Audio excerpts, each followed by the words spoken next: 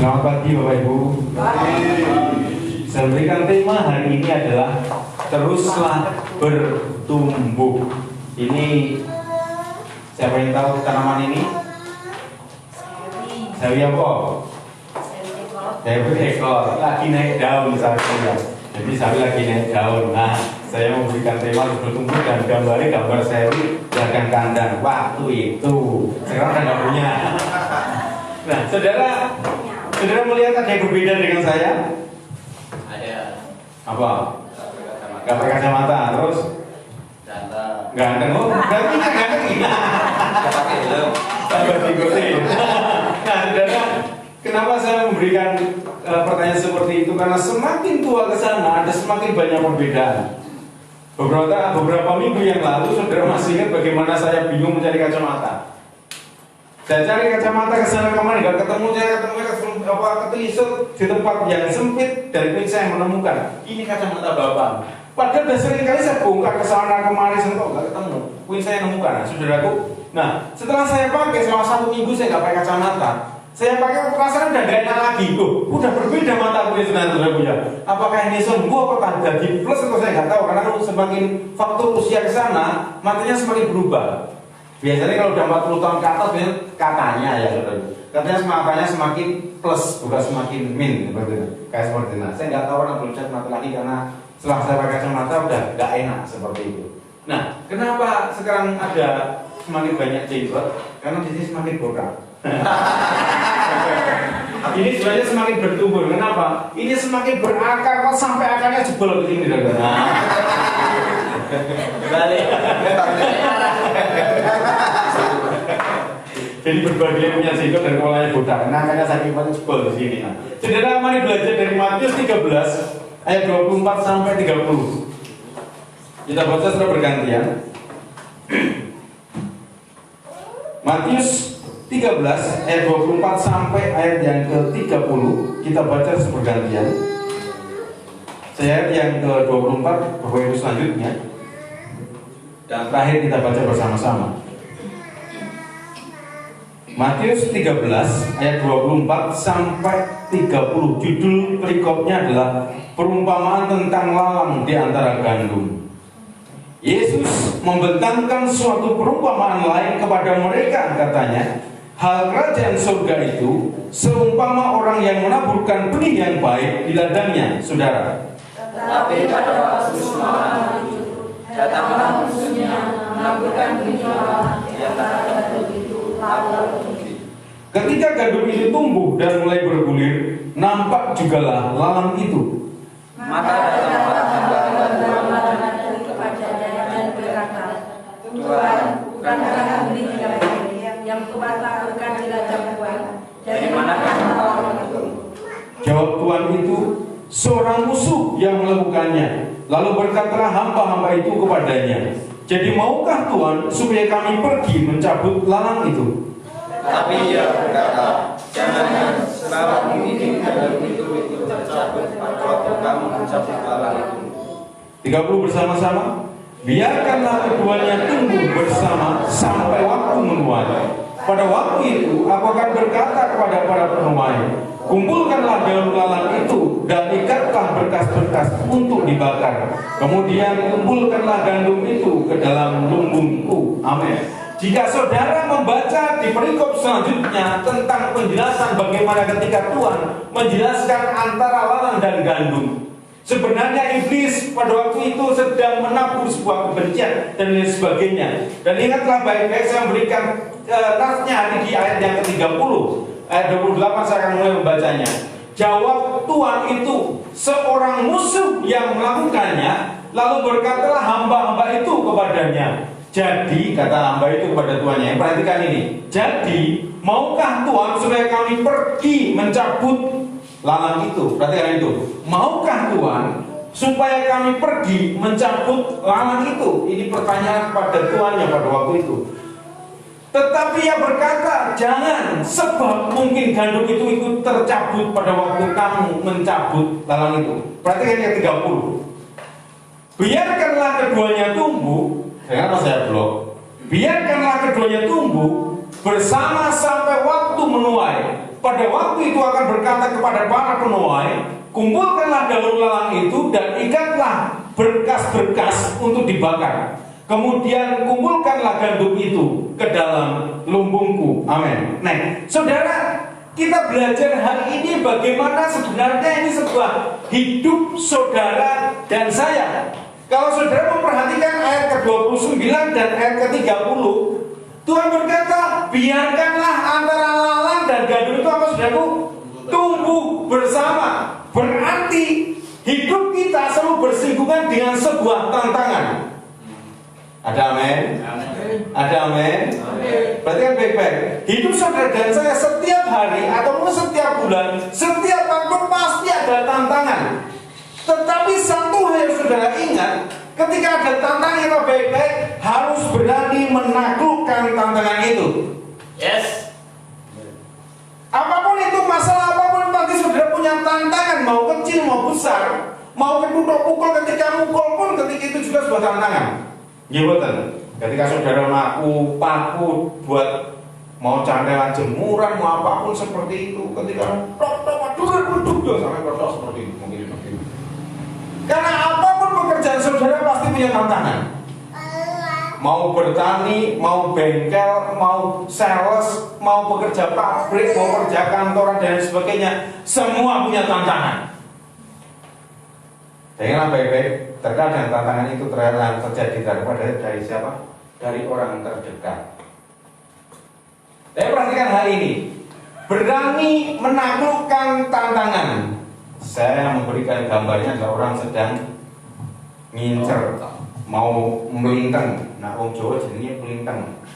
Nah, wong Jakarta jenenge ketapel. Nah, wong Kalimantan saya nggak tahu jenenge apa, ada sebuah Kalimantan. Nah, saudaraku, tantangan yang ada di sekitar kita adalah pertama lingkungan. Buatan.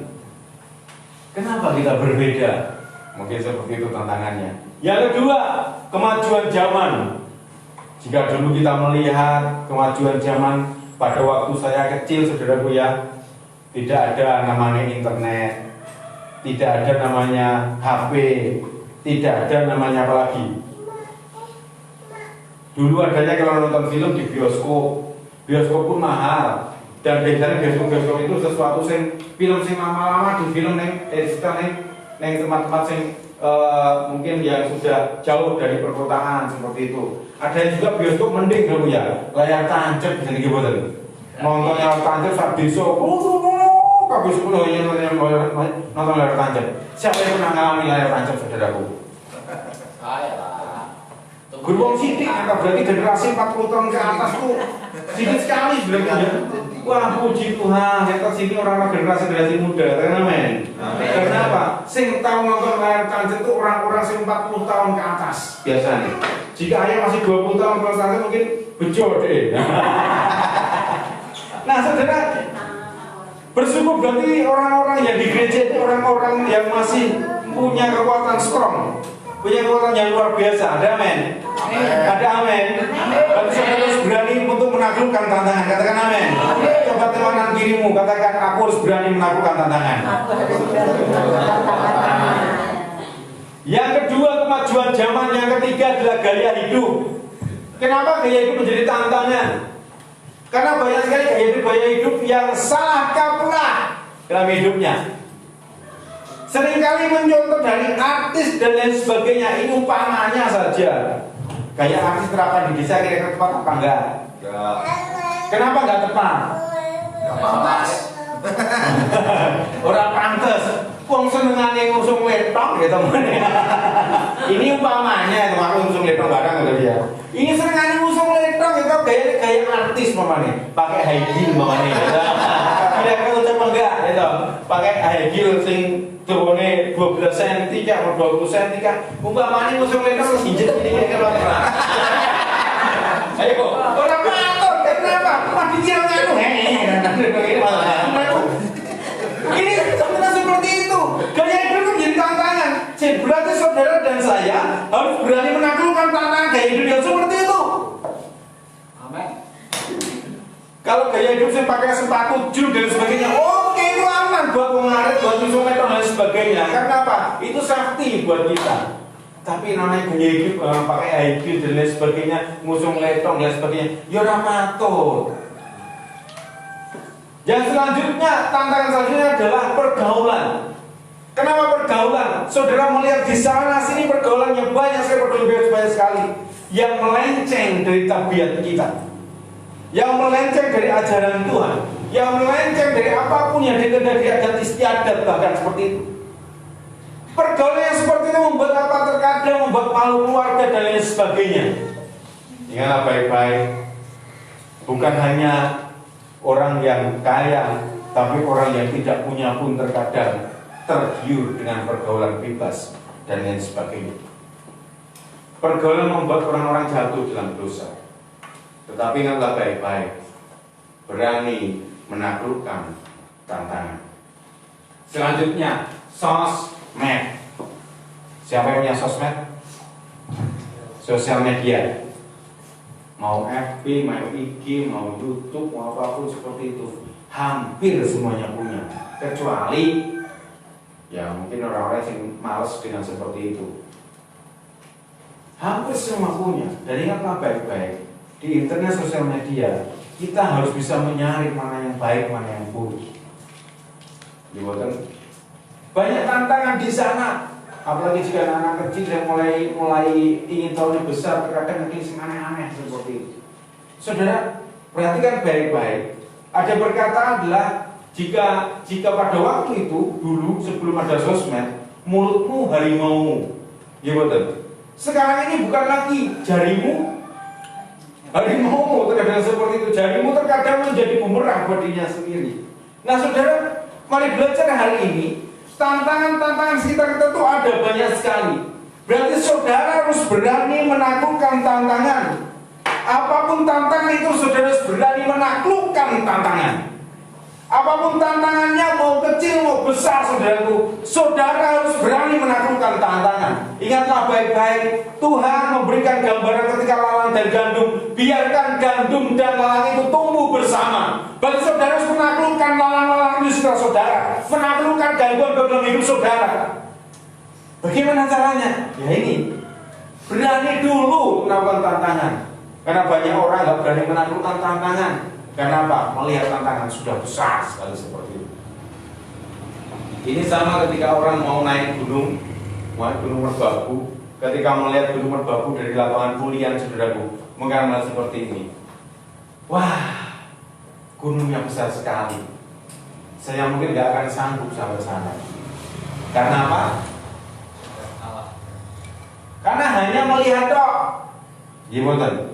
Kalau hanya melihat dok, wah besar sekali gunungnya, saya nggak mungkin bisa sampai sana. Sudah menyerah sebelum bertanding, padahal dia nggak melakukan.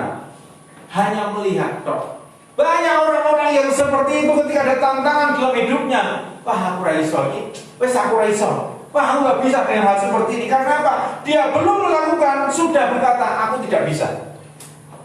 Tetapi saudara, dan ketika ada tantangan dalam hidupmu, apapun itu, dalam keluarga apapun, dalam hidupmu, dalam pekerjaan apapun, harus berkata, aku bisa menaklukkan tantangan ini. Bukan menyerah sebelum bertanding, bukan berkata, aku gak bisa, wes aku risau seperti itu. Kita harus berani, aku pasti bisa menaklukkan ini. Yes. Kenapa? Karena itu bagian saudara untuk ditaklukkan. Ada amin. Amin. Dan itu bagian saudara taklukkan. Ingatlah baik-baik, lalang dan gandum itu berdampingan. Tinggal kuat menaklukkannya itu, menyataklukkan itu gandumnya atau lalangnya dalam hidup saudara itu. Dan saya berharap semuanya adalah orang-orang yang memiliki iman militan dalam hidupmu. Yes. Sehingga menaklukkan lalang-lalang di sekitar saudara. Saudaraku, kita harus berani bersaing untuk menaklukkan tantangan tersebut. Perhatikan 30, lalang dan gandum. Ingat ya, lalang dan gandum hidup berdampingan.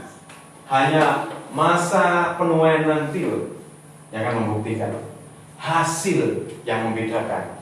Jika gandum akan bertumbuh, akan berbuah gandum. Jika lalang akan bertumbuh apa? Gur kembang lalang tok. Saudaraku, mari perhatikan ini. Saudara harus berani menaklukkan tantangan. Katakan amin. Amin. Coba tengok kanan kirimu. Katakan kamu harus berani menaklukkan tantanganmu seperti itu. Yang kedua,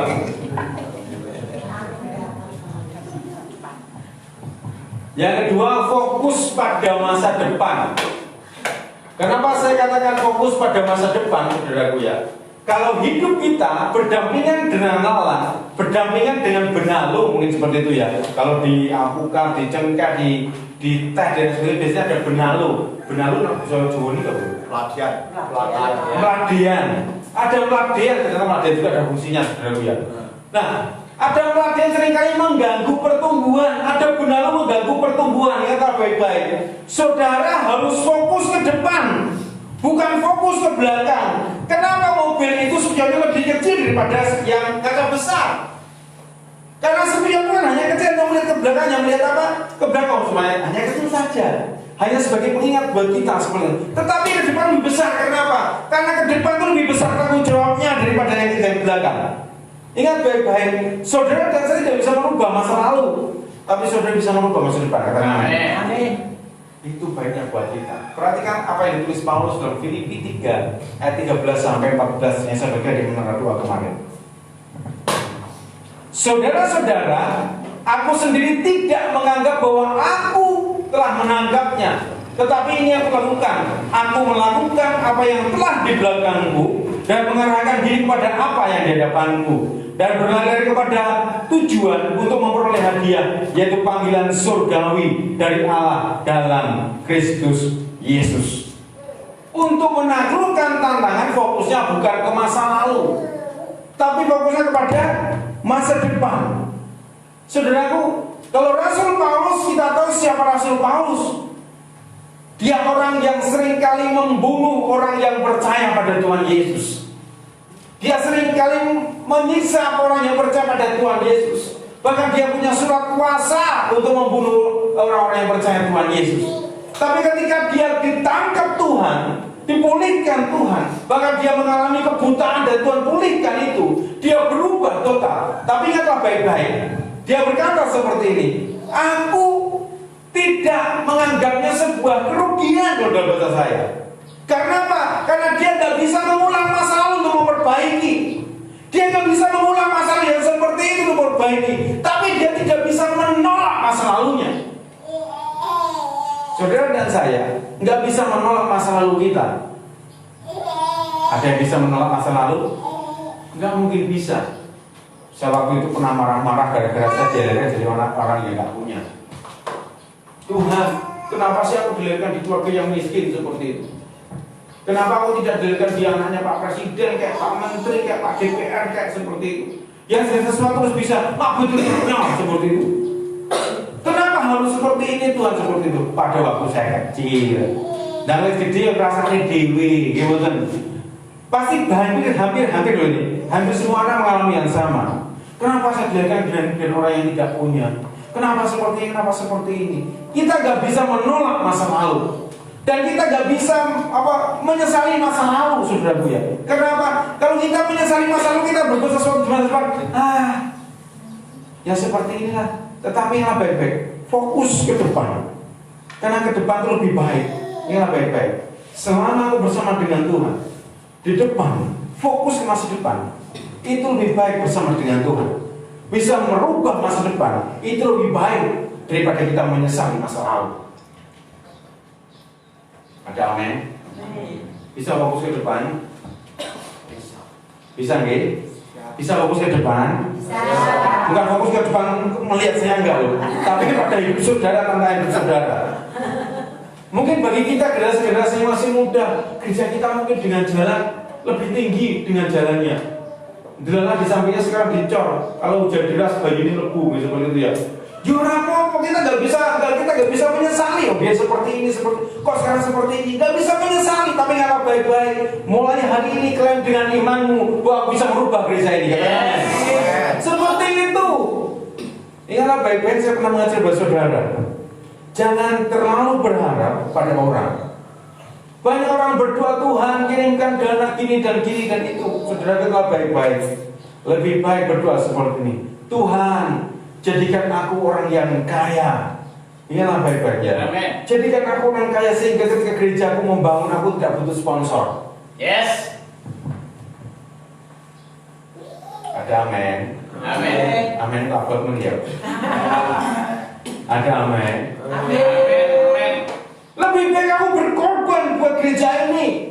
daripada orang lain berkorban ke gereja ini. Ada amin? Saudaraku, karena Tuhan berkata lebih baik tangan di atas daripada tangan di bawah. Nanti maksudnya ya, yang saya herankan banyak orang-orang bersaksi tentang hidupnya yang selalu diberkati Tuhan karena apa? Karena diberkati melalui orang lain. Boleh-boleh saja. Tapi bukankah Tuhan lebih senang pada orang yang memberi daripada menerima? Waktunya saudara memberi yang terbaik buat Tuhan. Amin. Banyak orang berkorban buat orang lain, bersaksi dan lain sebagainya. Kita hanya pelongo-pelongo, mungkin kita hanya mendengarkan saja seperti itu, kan baik-baik. Bukan orang lain berkorban ke saudara. Waktunya saudara berkorban buat pekerjaan Tuhan. Itu loh yang diinginkan Tuhan. Mungkin terlalu berat perkataan ini, tapi ingatlah baik-baik. Banyak yang sekali berdoa sampai hari ini kita meminta banyak sekali jemaat di tempat ini. Ada 100 jiwa bahkan lebih dilayani.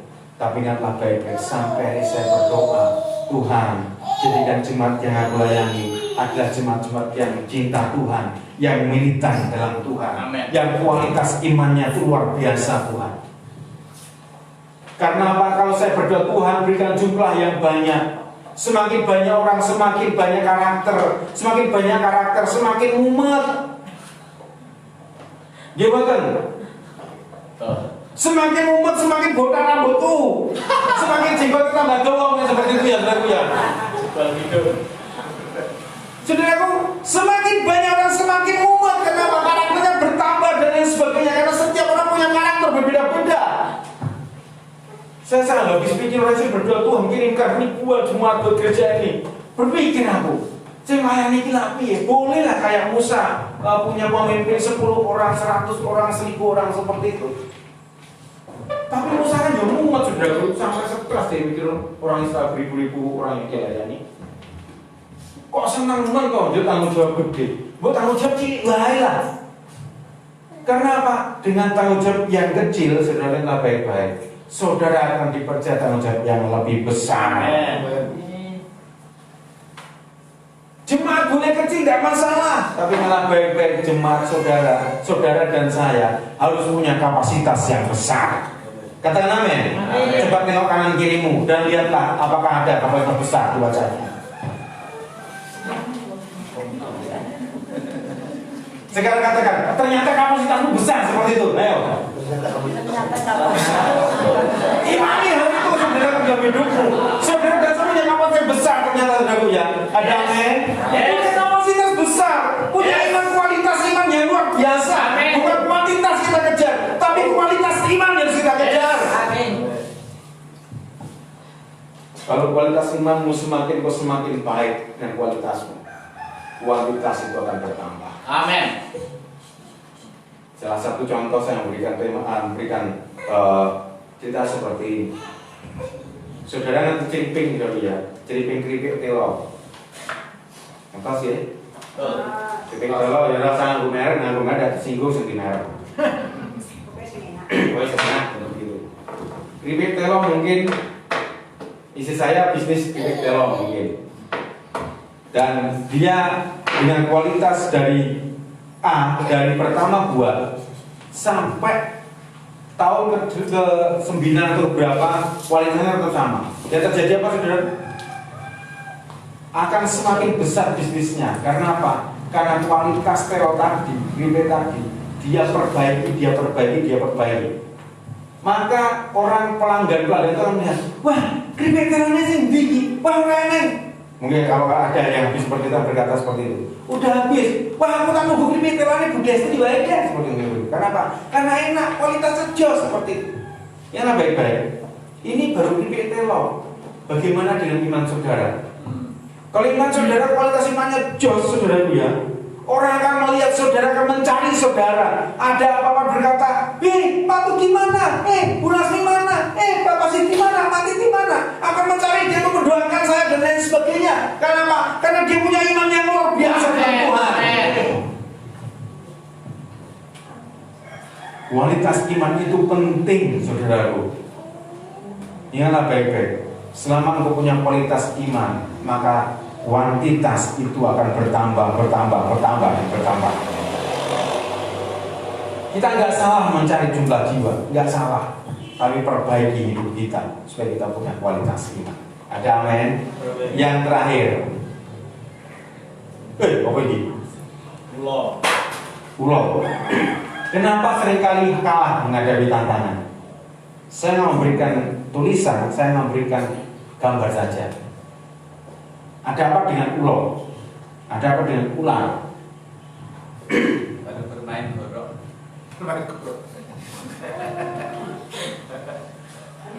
Ada seekor ular, dia berjalan. Setelah itu tubuhnya kesenggol gergaji, gorok atau gergaji oke ini gergaji sing tubuh bahaya. Ya gorok, tapi gergaji ini. Yang tubuhnya kesenggol gergaji tangan ini. Dia cepat marah dan langsung menggigit gagang goroknya tadi, gagang gergaji tadi. Ketika dia gigit, dia semakin kesenggol sama matanya gergaji tadi. Dan dia tahu, ini kok malah nantang aku tak cocok seperti itu. Dia semakin gubet ke opo. Dia semakin melilitkan tubuhnya ke gergaji, dan semakin dia lilitkan semakin dia terluka, semakin dia lilitkan semakin terluka, dan semakin dililitkan semakin dia kehabisan darah dan airnya mati. Saudara, ini yang saya maksudkan, hidup kita ketika kita berada di antara lalang. Seringkali anak-anak Tuhan, bukan berarti saya umpamakan seperti ular ya saudaraku ya. Ya saya maksud seperti ini. Seringkali cepat untuk mengambil keputusan. Pertama. Yang kedua, seringkali anak-anak Tuhan itu dia langsung menyerang segala sesuatu ketika dia mengambil keputusan. Dan seringkali dia tidak pernah memperhitungkan apa yang akan terjadi di depan. Hanya fokus dan tidak pernah memperhitungkan apa yang terjadi di depan. Itu berbahaya. Kenapa? Tantangan semakin saudara ke depan, semakin saudara maju, semakin banyak tantangan ke depan. Semakin saudara berhasil, semakin banyak tantangan ke depan. Karena apa? Ingatlah baik-baik, lalang tidak akan pernah senang gandum itu semakin bagus tumbuhnya.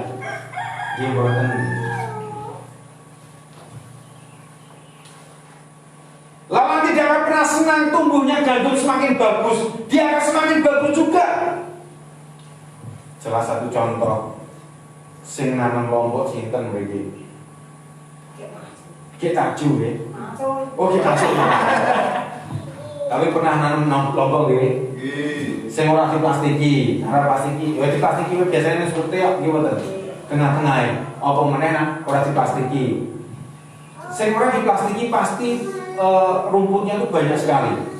Apa yang dilakukan? Harus disemai, didanai dan lain sebagainya. Bukankah semakin menambahkan rabuk atau pupuk, bukankah semakin banyak juga grompol dan gugut tulangnya? Gimana? Semakin dia banyak untuk apa? Untuk menyerap sari-sari tadi. Sama ketika hidup kita, semakin kita perbaiki hidup kita, asupan gizi kita, iman kita, semakin kita perbaikilah baik-baik. Kuasa hidup juga nggak senang.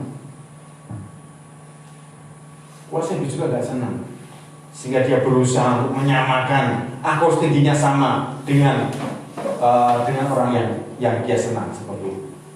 Saudaraku, banyak sekali orang-orang yang mengambil keputusan-keputusan yang salah. Gara-gara apa? Marah. Makanya buat saudara ketika marah jangan cepat-cepat mengambil keputusan kalau saudara marah. Tapi ingatlah baik-baik, harus duduk diam di dalam Tuhan, berdoa baru ambil keputusan. Jangan waktu marah saudara ambil keputusan, karena keputusannya nggak tepat. Kayak ini, ular ini,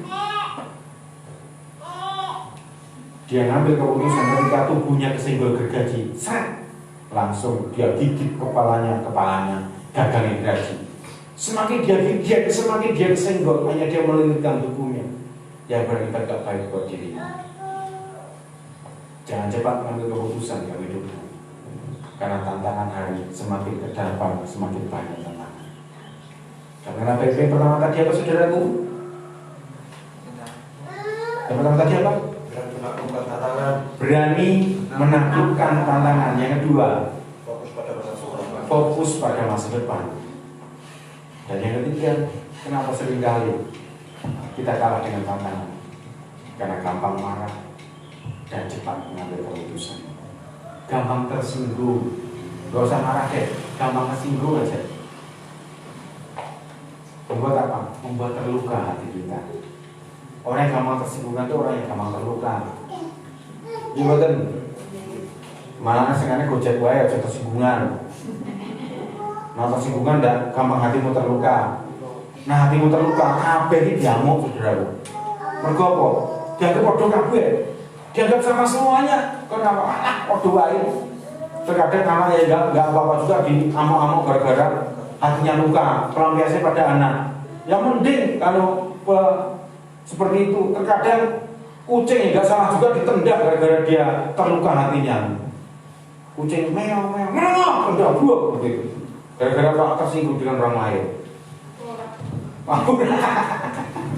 Ternyata ada juga bau juga aja jalur tangan itu tendang gara-gara apa? Gara-gara tersinggung dengan orang lain. Nah, saudara itu waktunya saudara harus berani menaklukkan tantangan. Katakan amin. Harus fokus ke depan. Dan yang baik-baik, jangan cepat tersinggung dan mengambil keputusan. Ayo berdoalah pada Tuhan yang terbaik dalam hidup. Amin. Mari berdoa.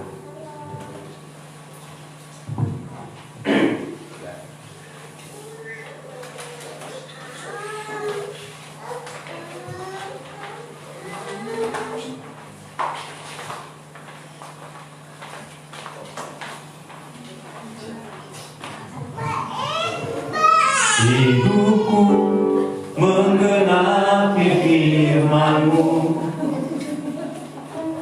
tanda mujizat sertai tiap langkahku. Kau bersamaku di dalamku, jadi bukti kebesaran-Mu.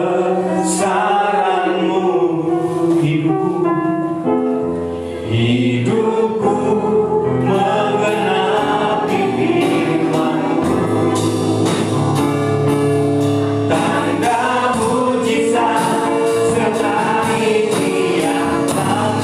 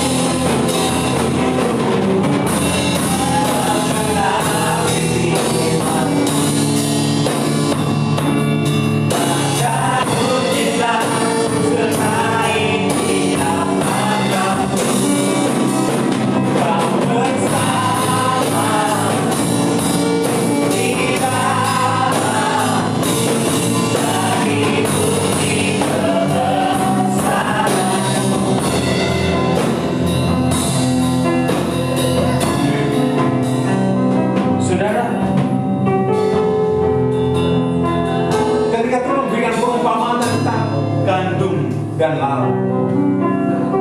Ingatlah baik-baik.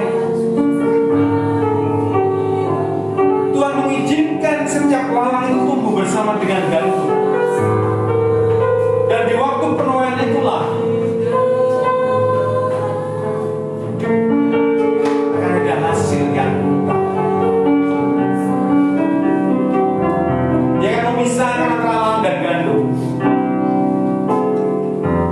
Berarti hidup saudara dan saya dalam hidup ini selalu ada tantangan di sekitar saudara. Ya, saudara harus berani menaklukkan tantangan dan fokus ke depan. Fokus ke masa depan, bukan fokus ke masa lalu, tapi fokus ke depan. Fokus ke masa depanmu, karena masa depan itu banyak tantangan yang harus saudara taklukkan.